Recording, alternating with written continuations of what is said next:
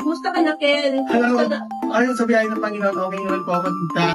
Kumusta naman pala yung pag-assist ko sa'yo bilang agent nung time na kumuha ka ng bahay? Okay naman ba yun? Sa'yo? Yes, tita, nakakatawa na ikaw yung naging sales agent ko dati kasi napaka-accommodating mo, tita. Lahat ng tanong ko, tita, sinasagot mo. Then sinamahan mo ako from beginning hanggang sa pag-turnover. Talagang maaasahan ka mo talaga, tita. So, pwede mo ba kami i-recommend sa mga future buyers mo? Ako or si Yes on Realty? Oo naman, tita, yes na yes.